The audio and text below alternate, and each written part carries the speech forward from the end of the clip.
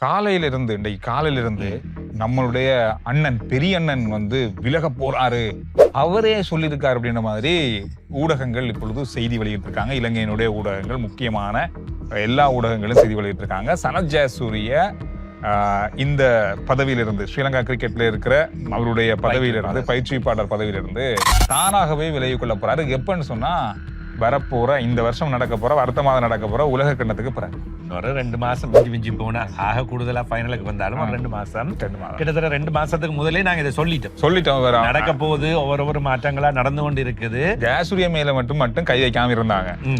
அது வந்து சில சட்ட சிக்கல்களும் இருக்கு, சில அது நிறைய விஷயம் நாங்கள் இன்னும் சொல்லியிருந்தோம். கடைசியில் அவர்தான் அது மெதுவாக நகர்ந்து வரும் என்று batting coach, polling coach, fielding coach, இப்படி ஒவ்வொருத்தரா கை வச்சு கொண்டு வந்து செலக்டர்ஸ்லையும் கையை வச்சு கடைசியில் அவர்தான் என்பது இப்பொழுது அவர் கிட்டத்தட்ட தானாக விலகப் போகின்றேன், உலக கிண்ணத்தின் பின்னர் தான் தொடர விருப்பமில்லை என்பதை ஒரு ஊடகத்துக்கு சொல்லியிருப்பதாகவும் அதன் மூலமாக இப்பொழுது தகவல்கள் பகிரத் தொடங்கி இருக்கின்றன. ஜெயசூரியவை வந்து ஒரு ஸ்ரீலங்கா கிரிக்கெட்டாகவோ அல்லது ஒரு தெரிவுக்குழுவாகவோ அவர் வந்து விலகிறத விட அவரா விலகிறது தான் இது சரியா இருக்கும் அப்படின்றதுதான் நான் நினைச்சு கொண்டிருந்த ஒரு விஷயம் உண்டு. அது வந்து அவர் இந்த நடந்திருக்கு.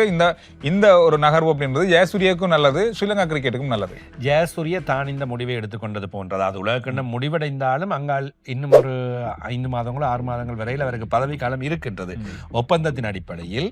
ஆனாலும் அண்மை காலங்களில் நடைபெறுகின்ற பேச்சுவார்த்தைகள், சிக்கல்கள் அல்லது வெளிநாட்டு பயிற்றுவிப்பாளர் ஒருவரை கொண்டு வருவதற்கு ஸ்ரீலங்கா கிரிக்கெட் முயற்சி செய்கின்றது என்பதை நாங்கள் 2 மாசம் 3 மாசத்துக்குள்ளே நாங்கள் சொன்னோம், நாங்கள் பேசப்படுது. எனவே அது சம்பந்தப்பட்ட விடயங்கள் இவற்றின் அடிப்படையில் இது ஒரு சுமூகமான உள்ளூர் பேச்சுவார்த்தைகள் மூலமாக, வெளியே உத்தியோகபூர்வமாக ஒபிஷியலாக பேச்சுவார்த்தைகள் நடந்து கொண்டது இல்லாமல் உள்ளுக்கள் சில வேளைகளில் பேசப்பட்டிருக்கலாம். அதேவேளை சந்துரு, ஸ்ரீலங்கா கிரிக்கெட் T20 உலகக்கிண்ணம் நிறைவடைந்த பின்னர் ஜெயசூரியவோடு பேச்சுவார்த்தைகளை நடத்தும் திட்டத்தில் இருந்ததாக தகவல். அதாவது உலகக்கிண்ணம் நாங்கள் ஏற்கனவே சொல்லியிருந்தோம், தெரிவுக்குழு மாற்றப்படுகின்ற வேளையிலும் கூட ஸ்ரீலங்கா கிரிக்கெட் உலகக்கிண்ணம் வரை ஜெயசூரியவில் கை வைக்காது, அதை விட்டுக் கொடுப்பார்கள். அதன் பின்னர் சில வேளைகளில் மாற்றங்களுக்கான வாய்ப்புகள் இருக்கின்றது என்று. எனவே அதே திட்டத்தில் தான் இருக்கின்றார்கள். ஸ்ரீலங்கா கிரிக்கெட் அதிகமாக வெளிநாட்டு பயிற்றுவிப்பாளர்கள் மீது கவனம் செலுத்துகின்றது. நீங்க ஒரு விஷயம், இப்ப ஸ்ரீலங்கா கிரிக்கெட் வந்து ஜெயசூரிய விலகினாலோ இல்ல அவங்க விலக்கினாலோ இலங்கை அணிக்கு என்ன பாதிப்பு இருக்குன்னு நினைக்கிறீங்க?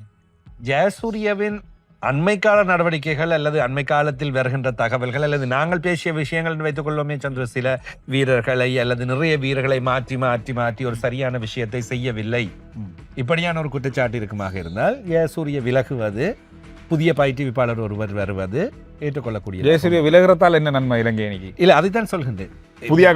புதிய பயிற்றுவிப்பாளர் ஒருவர் வந்து ஒரு ஸ்திரமான தீர்க்கமான இதுதான் அணி, இப்படித்தான் செல்ல போகின்றது, இந்த நுட்பங்களோடு பயணிப்போம் என்கின்ற ஒரு விஷயத்துக்கு வரலாம். எனவே அதுதான் வரக்கூடிய நன்மை.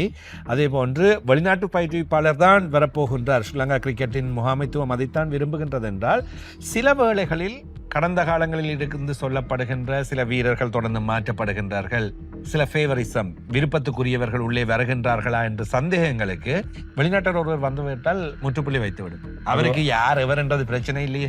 அப்படித்தான் ஒரு நகர்வு நடக்கிற மாதிரி தெரியுது. எது எப்படி இருந்தாலும் ஜெயசூரிய இந்த பயிற்சிப்பாளர் பதவியிலிருந்து விலகிறது இலங்கை அணிக்கு சாதகமாகவும் இருக்கலாம், அதே போல 50% பாதகமாகவும் இருக்கலாம். நான் பாதகத்தன்மை என்று பார்க்கின்ற வேளை பாதகம் இருக்க வாய்ப்பு இருக்கின்றது. இந்த நம்மவர் என்கின்ற ஒரு விஷயம், சனாய்யா என்று தான் எல்லோரும் பொதுவாக கதைப்பார்கள். சிங்கள மொழியிலே பேசக்கூடிய அந்த அவர்களுக்குள் இருக்கக்கூடிய விஷயம், சனத் ஸ்ரீலங்கா கிரிக்கெட்டுக்காக விளையாடியவர், பல சாதனைகள். சில விஷயங்கள் வந்து என்னதான் சனத் ஜெயசூரிய இவர் விளையாடுவார் நினைச்சு தெரிவு செய்தவர்கள் கைவிட்டிருக்கலாம். வாய்ப்பு கொடுக்கணும் புதியவர்களுக்கு அப்படின்ற எண்ணத்துல வாய்ப்பு கொடுக்கப்பட்டு அவர்கள் சனத் ஜெயசூரிய எதிர்பார்த்த அந்த இடத்தை கொடுக்காம இருந்திருக்கலாம். இதனால பெரிய அளவான விமர்சனம் தலையில போய் விழ போறது யாரு இல்ல, வீரர்கள் மேல இல்ல, தெரிவிக்குழு அதோட பயிற்சியாளர்கள் தான் விழ போகுது. இந்த மாதிரிதான் உபுல் தரங்க சிக்கி கொண்டாரு, அதே போல ஜெயசூரிய ஒதுக்கி இருக்காரு. புதுசா வர போற வெள்ளாட்டுக்காரர் என்ன பாடுபட போறாரோ தெரியாது. சந்திர, இப்பொழுது T20 உலக கிண்ணத்தை ஒரு வேளையில் இலங்கை அணி நல்ல முறையில் சாதித்து இறுதிப் போட்டி வரை வந்து ஏன் கிண்ணத்தை வெற்றி பெற முடியாதுன்னு சொல்ல முடியும். எனக்கு தெரிஞ்சு இலங்கை அணி கிண்ணத்தை வெற்றி பெற்றாலும் கூட ஜெயசூரியில இருந்து விலகிறது நல்லா இல்ல. அப்படி விலகின்ற வேளையில் ஜெயசூர்யா ஒரு மிகப்பெரிய பேரோடு அதான் கிண்ணத்தை வெற்றி பெற்று கொடுத்து அதுக்கு பிறகு தூக்கி நல்ல நிலையில் நிறுத்தி விட்டு தான் நான் வெளியேறி இருக்கின்றேன் என்ற ஒரு பெயர் ஜெயசூர்யாவுக்கு கிடைச்சது. குறைஞ்சது அது இலங்கை இறுதிப் போட்டிக்கு வந்தாலும் கூட அது ஜெயசூர்யாவுக்கு மிகப்பெரிய ஒரு பேர் தான், அதுல மாற்றம் இல்லை. இந்த ஒரு விஷயம் அதோட 2-3 நாளைக்கு முதல்ல நீங்க பாத்துக்கோ, நாங்க 2-3 வீடியோவுக்கு முதல்ல சொல்லிருக்க வேண்டிய விஷயம், லசித் மாலிங்க பயிற்சி, அதாவது ஆலோசகராக இலங்கை கிரிக்கெட்டால் நான் 2-3 தினங்களுக்கு முதல் தான் அறிவிக்கப்பட்டது. இலங்கை கிரிக்கெட் உங்களுக்கு தெரியும் தானே, பாகிஸ்தான் டூருக்கான இலங்கை அணி இன்னும் அறிவிக்கப்படவில்லை. ஆனால் அவர் இப்பொழுது நான் கிட்டத்தட்ட 1 மாதத்துக்கு முன்னதாகவே ஆரம்பித்து விட்டார். 4 நாளைக்கு முதல்ல அறிவிக்கப்பட்டிருந்தது. அதாவது லசித் மாலிங்க பந்து வீச்சு ஆலோசகர்களாக இருக்காரு இந்த உலக கண்டம் முடிவடையும் வரை 3 மாத காலம் இடைக்காலத்துக்கு இருக்கின்றார். இதேவேளை சந்துரு மறுபுறம் இன்னும் ஒரு பயிற்றுவிப்பாளரும் பதவி விலகி இருக்கின்றார். ஸ்ரீலங்கா உமன்ஸ் கிரிக்கெட் இலங்கை பெண்கள் அணியின் பயிற்றுவிப்பாளர் ருமேஷ் ரட்நாயக்க, அவர் முன்னாள் வீரர், இலங்கை அணியின் வீரர், வேகப்பந்து வீச்சாளர். அவரும் விலகி இருக்கின்றார். இப்ப ஸ்ரீலங்கா கிரிக்கெட்டினுடைய தெரிவுக்குழு மகளிர் அணிக்கும் அவங்கதான், ஆடவர் அணிக்கும் அவங்கதான். அதே மாதிரி ருமேஷ் ரட்நாயக்கவின் பெருதிகள் என்று பார்க்கின்ற வேளையிலும் நல்ல உச்சத்துக்கு கொண்டு போய் கொண்டிருந்தவர் திடீரென உலக கிண்ணத்தில் சறுக்கல், இப்பொழுது இந்தியாவில் போய் 5-0 என வாங்கி கட்டியிருக்கின்றார்கள். எனவே இவற்றின் காரணமாகவும் கூட ருமேஷ் ரட்நாயக்க இப்பொழுது விலகி இருக்கலாம், அல்லது இனி அடுத்த கட்டத்தை மாற்ற வேண்டும் என்றால் ஒரு முடிந்து விட்டது. ஜூலையில் மகளிர் உலக கிண்ணம் பெறப்போகின்றது. எனவே இன்னொரு பயிற்றுவிப்பாளர் எடுத்து புதிய அணியொன்றை உருவாக்குவது அல்லது புதிய யுக்திகளோடு போவதுதான் சரியாக இருக்கும். எனவே அவர் விலகுகின்றார். எனவே ஸ்ரீலங்கா கிரிக்கெட் மகளிர் அணிக்கும் வெளிநாட்டு பயிற்றுவிப்பாளர் ஒருவரை கொண்டு வருவதில் மும்முரமாக ஈடுபடுவதாக தெரிகின்றது. இந்த விஷயங்கள் பரவலா இலங்கை கிரிக்கெட் அணிக்குள்ள இருக்கிற ஒரு விஷயமாக மாறி உலக நெருங்கி கொண்டிருக்கு.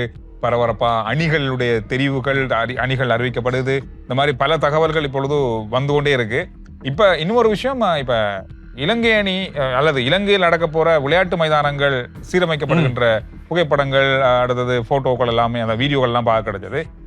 எஸ்எஸ் மைதானத்துக்கு லைட் பூட்டி இருக்காங்க. அதே லைட் இல்லையாங்க? லைட் இருக்கே இல்ல, அது பகல் மேட்சஸ் மட்டும். பகல் மேட்ச்னாலும் சின்ன சின்ன வேலைகளுக்கும் அந்த லைட் இருக்குல்ல, அந்த அளவுக்குமே இருக்கே இல்ல. இப்ப எஸ்எஸ்சி வந்து நீண்ட இனி இரவு பகல் போட்டி நடக்கலாம். பொதுவாக டெஸ்ட் மைதானம் என்று தான் எஸ்எஸ்சி சொல்லப்படும். இனி இரவு டெஸ்ட் போட்டிகள், அதாவது பகல் இரவு டெஸ்ட் போட்டிகளும் சில வேளைகளில் எஸ்எஸ்சி மைதானம் ஒரு நாள் போட்டிகளும் அங்க நடந்தா பகல் போட்டி. ஆனா கொழும்புல 6 மட்டும்தான் இரவு பகல் போட்டி நடக்கிற ஒரு போட்டி. எஸ்எஸ்சியிலும் நடக்கலாம் இருக்கின்றன. இப்பொழுது உலக போட்டிகளுக்காக சிறிய அணிகளின் போட்டிகள் அநேகமாக எஸ்எஸ்சி மைதானத்திலும், அதிக பார்வையாளர்கள் வருவார்கள் என்று எதிர்பார்க்கின்ற போட்டிகள் ஆர் பிரேமதாச மற்றும் கண்டி பல்கலைக்கழக மைதானங்களிலும் உலக கிண்ணத்துக்காக நடத்தப் போகின்றன. இதே வேளையில் இப்பொழுது இந்தியாவில் ஒரு சர்ச்சை உருவாகும். பங்களாதேஷின் போட்டிகள் இலங்கைக்கு மாற்றப்படும் போல் என்ன காரணம்? பங்களாதேஷ் இந்தியாவுக்கு போக மாட்டேன்னு சொல்றாங்க. ஒரு தொடர் அண்மையில் ரத்தாகியது தானே நாங்களும் சொல்லி இருந்தோம். அதாவது இந்தியா பங்களாதேஷுக்கு செல்ல வேண்டிய தொடர் ஒன்று ரத்தாகியது. பாகிஸ்தான் இந்தியா மோதல் போன்று இப்பொழுது அரசியல் மோதல்கள் அங்கே காணப்படுகின்றன. பங்களாதேஷுக்கும் இந்தியாவிற்கும். பங்களாதேஷின் முன்னாள் பிரதமர் ஒருவருக்கு இந்தியா அடைக்கலம் கொடுத்து வைத்திருக்கின்றது, பெண் ஒருவருக்கு, அந்த ஷேக் ஹசீனா என்று நம்புகின்றேன், அவருக்கு அடைக்கலம் கொடுத்து வைத்திருக்கின்றது. இப்பொழுது இருக்கின்ற பங்களாதேஷ் அரசாங்கத்துக்கும் இந்தியாவின் அரசாங்கத்துக்கும் சுமூகமான உறவு இல்லை. எனவே இதன் காரணமாக அந்த தொடர் ரத்து செய்யப்பட்டது. ஐபிஎல் போட்டிகளில் கொல்கத்தா நைட் ரைடர்ஸுக்கு தொடர்ச்சியாக விளையாடி வருகின்ற முஸ்தபிசுர் ரஹ்மான் பங்களாதேஷ் வீரரை விடுவிக்குமாறு கொல்கத்தா நைட் ரைடர்ஸ் முகாமைத்துவத்திற்கு பிசிசிஐ இந்திய கிரிக்கெட் கட்டுப்பாட்டு சபை தெரிவித்தது. அவர் அணியால் நீக்கப்பட்டிருக்கின்றார். அதற்கு சொல்லப்பட்ட காரணம் கொல்கத்தாவில் விளையாடுவது அவருக்கு பாதுகாப்பு இல்லை என்று. எனவே இப்பொழுது பங்களாதேஷ் கிரிக்கெட் என்ன சொல்கின்றது என்றால் அவருக்கும் பாதுகாப்பு இல்லை, நீக்கப்பட்டிருக்கின்றார். எனவே நாங்கள் அங்கே வந்து விளையாடுவதும் பாதுகாப்பு இல்லை. அதன் காரணமாக இந்தியாவில் உலக கிண்ணத்தில் பங்கு பெற்று நாங்கள் வரமாட்டோம், இலங்கைக்கு எங்களுடைய போட்டிகளை மாற்றுங்கள் என்ற கோரிக்கை முன்வைக்க போகின்றார்கள். இனி ஐசிசி, பிசிசிஐ, பங்களாதேஷ் கிரிக்கெட் கட்டுப்பாட்டு சபை இவற்றுக்குள் இது சம்பந்தமாக இனி பேச்சுவார்த்தைகள் ஏதாவது நடக்குமா? இல்லாவிட்டால் பங்களாதேஷ் போமாட்டேன் என்று மறுத்தால் இந்தியா எவ்வாறு என்ன செய்ய போகின்றது? சிக்கல், மீண்டும் சிக்கல். அதுதான் நான் யோசிச்சேன். இந்த செய்தி வந்து எப்படி இருக்குன்னு சொன்னா, இப்ப இந்தியா பாகிஸ்தான் போய் விளையாட போறல இனி காலத்துல, ஒரு காலத்துல நடக்க போறது. பாகிஸ்தான் இந்தியாவுக்குள்ள வர போறல, இனி பங்களாதேஷுக்கும் இந்தியா போக போறல, பங்களாதேஷும் இந்தியாவுக்கு வர போறல. இப்படி தொடர்ந்தா ஒவ்வொரு கட்டமா இன்னொரு 5 வருஷம் போகக்குள்ள பல நாடுகள் ஒவ்வொரு ஏரியாவுக்குள்ள போக முடியாம போயிருமோ? ஒவ்வொரு நாடுகளின் சிக்கல்கள், அரசியல் நிலைமைகள், அரசியல் பிரச்சனை. இது வந்து இந்த அரசியல் அப்படின்றது ஏன் கிரிக்கெட்டுக்குள்ள வருது அப்படின்றதான் மிகப்பெரிய கேள்வி. ஓகே, நாங்க நிறைய பேசுவோம், இதை பத்தி நிறைய இருக்குது. அரசியல் ஏன் கிரிக்கெட்டுக்குள்ள வருது, இது எப்படி கிரிக்கெட்டுக்குள்ள பாதிப்பை செலுத்துது? எல்லாம் அரசியல் தான். என்னதான் நாங்க அரசியல் இல்லைன்னு சொன்னாலும் கடைசியில் எல்லாம் அரசியல் தானப்பா, இதுதான் சொல்லலாம்.